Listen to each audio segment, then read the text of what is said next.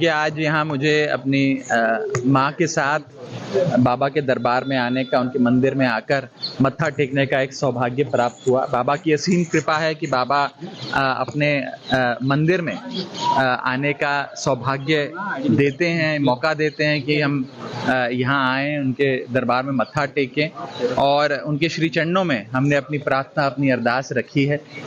बाबा महाकाल, मैं हर साल प्रयास करता हूँ कि वर्ष में कम से कम एक बार मैं ज़रूर बाबा महाकाल के चरणों में आकर अपनी प्रार्थना रखूं, मत्था टेकूं और सबकी सुख शांति के लिए, सबकी खुशहाली के लिए, समस्त देशवासियों की तंदुरुस्ती के लिए बाबा से प्रार्थना करूं। तो आज भी मुझे यहाँ आने का मौका मिला। बाबा की बहुत कृपा है, असीम कृपा है और बस बाबा ऐसे ही अपनी मार्गदर्शन, अपनी कृपा, अपना हाथ हम सबके सर पे बनाए रखें, हम सबके परिवारों पर बनाए रखें। तो यही मैंने प्रार्थना करी है और यहाँ आकर एक अद्भुत अनुभव होता है। हर बार जब आते हैं मन को शांति मिलती है, एक दिव्य अनुभव हर बार होता है और वही आज हुआ। तो बस आप सबका भी बहुत बहुत शुक्रिया।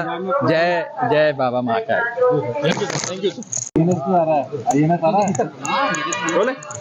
सर। आज बाबा महाकाल के दर्शन कर रहे हैं, दूसरी बार बाबा से क्या कुछ कामना की है? देखिए, भोले बाबा के दरबार में जाकर आज एक अपने मन के भाव बाबा के श्री चरणों में रखने का आज एक मौका मिला, एक अवसर मिला। यहाँ उज्जैन में बाबा महाकाल के दरबार में आकर मत्था टेकने का मौका मिला और यहाँ जब भी आते हैं बहुत शांति और एक डिवाइन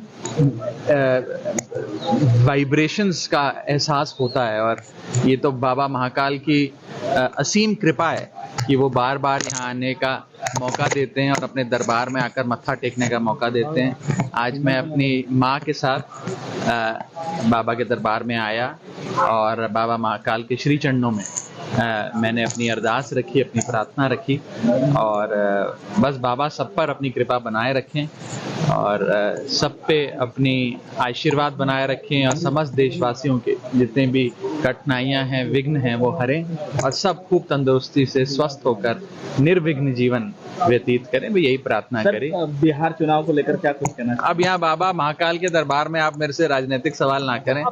राजनीतिक नहीं, पर अभी भी मैं, जैसा कि आप जानते हैं, मैं मंदिर प्रांगण में खड़ा हूँ और अभी राजनीतिक टिप्पणी करना यहाँ पर उचित नहीं है।